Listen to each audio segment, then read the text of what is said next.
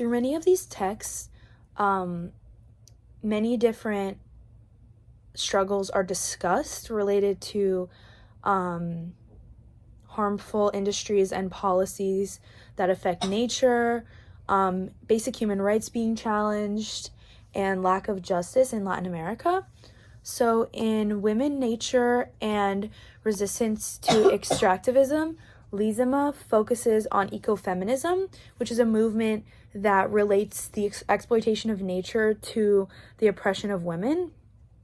And it describes how, among many other things, in Latin America, women are often the ones who have to face environmental struggles because they're the most affected by things such as deforestation, mining, and pollution, while men are the ones normally doing this work and furthering the environmental struggles, but the women deal with the backlash more, especially indigenous women who depend directly on nature for their food, water, and medicine often, and their survival is put at risk when these things are threatened. However, this article doesn't address the fact that men are also often affected by this destruction of nature, such as men who deal with dangerous conditions and do things such as mining, where they inhale dust from coal.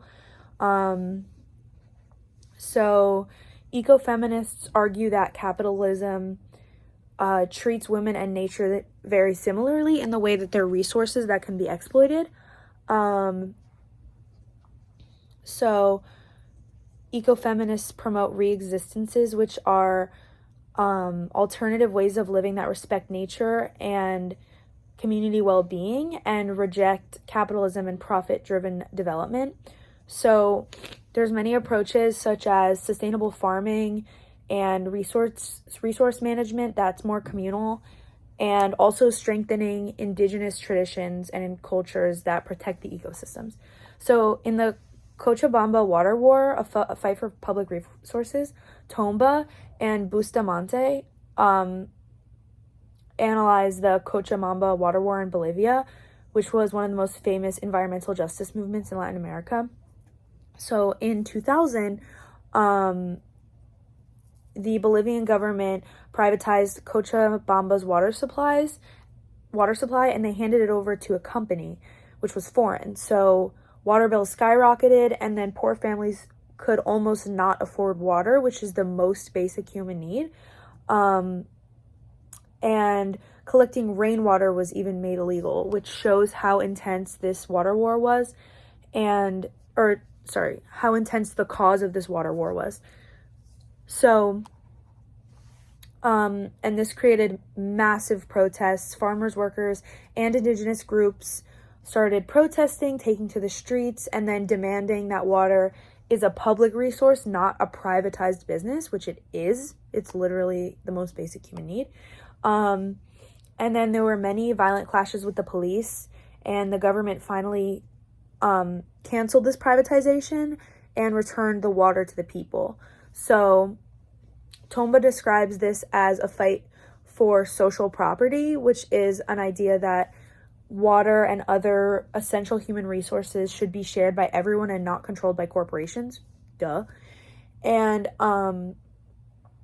the Cochabamba Water War is a symbol of resistance against neoliberal policies, and it proves that regular grassroots groups and ordinary people can successfully stand up to powerful neoliberal policies and companies and governments. So in The Problem with Green Capitalism, Mendoza, Greenleaf, and Thomas explore a growing trend in Latin America, which is called green capitalism, and it refers to policies that claim to protect the environment, but they still operate in a capitalist system, so it's kind of going against each other. Governments promote renewable energy things also like carbon markets and conservation programs, but these initiatives aren't actually to benefit communities and more so to benefit the companies, but they mask it in the idea of being renewable. And an example of this is the Maya train, and how the president of Mexico wanted to create the Maya train and claimed that it would be helpful to the indigenous populations, to the communities living there, but it was actually for tourism and to increase capitalism. So, in the Maya Train, Infrastructure and Inequality, Fonseca Alfaro examines the Maya Train project, and it's supposed to connect major cities and tourist destinations. And the government claims that it will boost tourism and economic development in indigenous regions, which it probably will, but it also has many negative effects, such as the caves, underground caves, are being destroyed. I forget what they're called. And large areas of forests are being cleared. And however, there's another side of it where the indigenous population will probably profit from this and be able to put food on the table due to the increase of tourism. So Fonseca Alfaro describes this as an example of racial capitalism.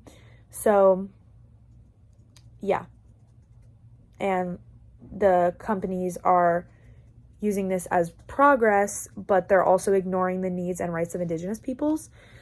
So yes, all of these articles and texts explain and many similar ideas, and it can be shown that Latin America has lots more progress to make toward environmental and human rights.